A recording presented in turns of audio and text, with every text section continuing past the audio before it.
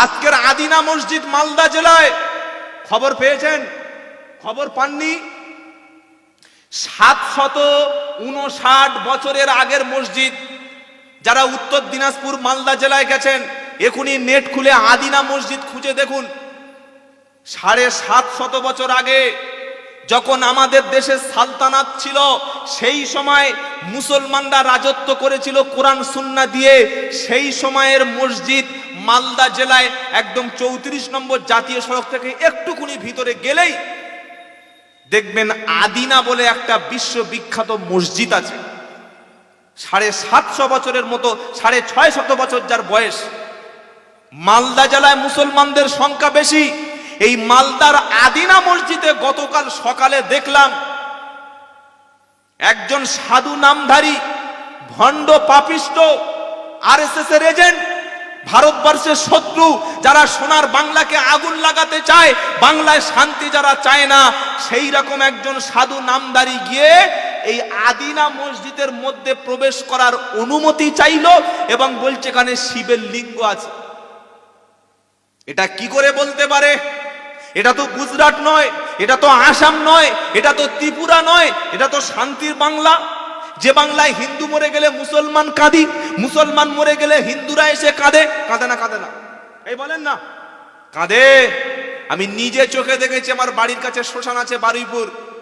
অনেক হিন্দু মরে গেলে মুসলমান গিয়ে লাশ পুড়িয়ে দিয়ে সহযোগিতা করে। করে না? করে না? আবার এটাও দেখেছি, অনেক মুসলমান মারা গেলে অনেক হিন্দু এসে জানাজার নামাজ না পড়তে পারুক, এসে চোখের জল ফেলে। আর হিন্দু জানাজার নামাজ আমি পড়তে দেখেছি। যদি বলেন কোথায়? 2013 সালে 28 ফেব্রুয়ারি রুহুল কুদ্দুস সাহেব মাওলানা মরহুম ভুটিয়ারি গুলি করে মারা হয়েছিল সন্ত্রাসীরা, মনে আছে? হেড়োভাঙার কাছে মনে আছে? তার জানাজায় আমি শরীক ছিলাম। আমাদের ক্যানিয়ের যখন ওই এমএলএ ছিল, ওর নামটা কি ভুলে যাচ্ছি, না পরেশ নয়, আগে ছিল, শ্যামল মন্ডল। শ্যামল মন্ডলকে দেখেছি রুহুল কুদ্দুস সাহেবের জানাজার নামাজ পড়তে। আরে অজু থাকার গোসল না থাক, আল্লাহ রসুল্লাহ মানুক আর না মানুক, তার কাছে জানাজাটা বড় ফ্যাক্ট নয়। ব্যাপারটা হচ্ছে বাংলাটা হচ্ছে শান্তির বাংলা। কিসের বাংলা? জোরে বলেন। শান্তির বাংলা। তাহলে এই রকম একটা বাংলায়, যে বাংলায় হাজার হাজার মসজিদ মাদ্রাসা দাঁড়িয়ে আছে মাথা উঁচু করে, যে বাংলায় মন্দির দাঁড়িয়ে আছে মাথা উঁচু করে, এমনও জায়গায় মসজিদে আমি গিয়ে জলসা করে এসেছি যে এলাকায় একটাও মুসলিম নাই, কয়েকটা ঘর মুসলিম, বাদবাকি সব হিন্দু। আর গ্রামের হিন্দু পাড়ায় একটা মসজিদ। কই এরকম মসজিদ তো কোনোদিন আজান দিতে মানা হয় না। আবার এমনও জায়গায় আছে গোটা গ্রামে কোনো হিন্দু নাই, পুরো মুসলিম এলাকা, তার মাঝখানে একটা দুটো হিন্দু, সেখানে মন্দির আছে, কেউ কোনো মুসলমান বাধা দেয় না। সেটা আমাদের সোনার বাংলা। আলহামদুলিল্লাহ বলবেন না? এই বাংলার মধ্যে এই আদিনা মসজিদকে কিভাবে তারা বলতে পারছে আদিনা মন্দির? তারা দাবি করেছে, তারা বলছে এটা আদিনাথ মন্দির, শিবের লিঙ্গ পাওয়া গেছে, আমরা এখানে পুজো করতে চাই। তারা বুঝতে পেরেছে যে পশ্চিম বাংলার মানুষ এখনো পর্যন্ত নিজেদের ভিতরে লড়াই করতে ব্যস্ত। এখনো বাংলার জমিনে অনেক মসজিদ আছে, যে মসজিদে তবলিগ জামাতের লোক গেলে গোসল করিয়ে দেওয়া হয় মসজিদকে। বাংলার জমিনে এমনও অনেক মসজিদ আছে যে বিশেষ কোনো দল, সেই দলের লোক যদি ইমামতি না করে তার পিছনে নামাজ হবে না, ফতোয়া দি। আবার বাংলার জমিনে অনেক লোক আছে যারা বলে যে কিয়াম করলে সোজা ডাইরেক্ট জাহান্নামে চলে যাবে।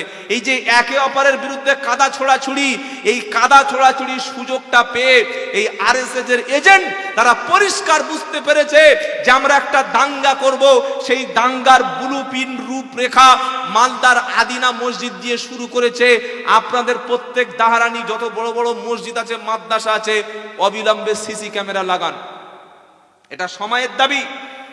বাংলার প্রত্যেকটা মসজিদকে আমি বলবো সিসিটিভি ক্যামেরা লাগান।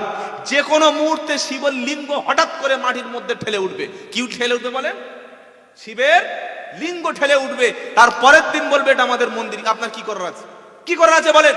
750-600 বছরের মসজিদ, আদিনা মসজিদ, সেটাকে বলছে আমরা এখানে পুজো করব। অনুমতি দিতে হবে।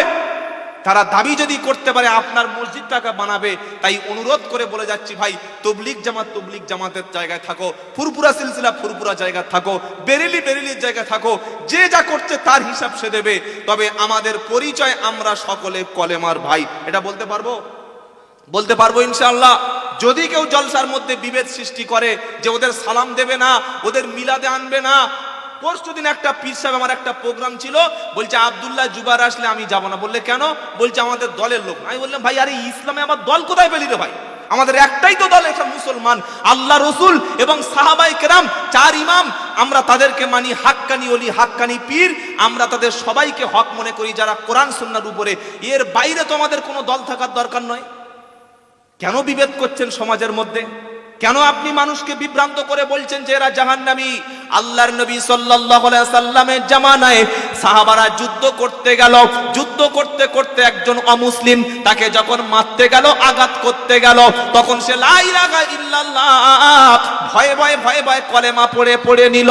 আল্লাহর নবী সাহাবা তারপরে তাকে আঘাত করলেন, হত্যা করে ফেললেন। নবীর কাছে যখন বিচার দেওয়া হলো, আল্লাহর নবী বললেন, এ মুসলমান তুমি জবাব দাও, যে ব্যক্তি কলেমা মৃত্যুর আগে পড়ে নিয়েছে তুমি কেন তাকে হত্যা করলে, কেন কতল করলে?